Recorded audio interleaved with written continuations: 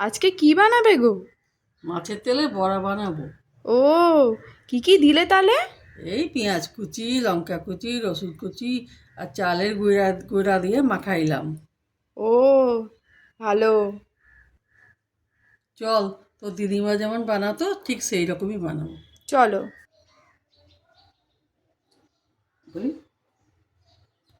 ঠিক ঠিক যেমন তোর দিদিমা বানাতো।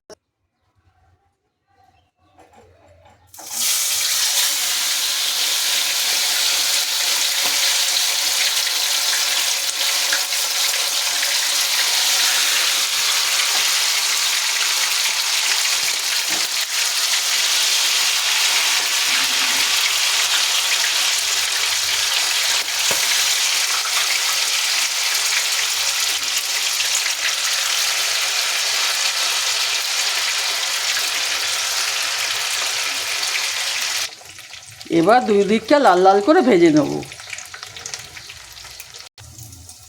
এই দেখ, দুই দিকটা লাল লাল করে ভেজে নিচ্ছি, এবার তুলে নিচ্ছি।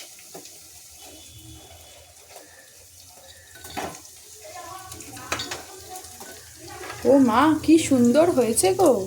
খাইয়া দেখবি ভালোই হয়েছে। হ্যাঁ। এই দেখ, মাছের বড়া। এই দেখ, মাছের ডিমের বড়াগুলো সব দুই দিকটাই ভাজা হয়ে গেছে।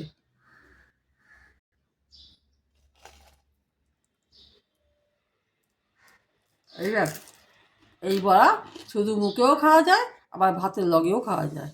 দারুণ হয়েছে।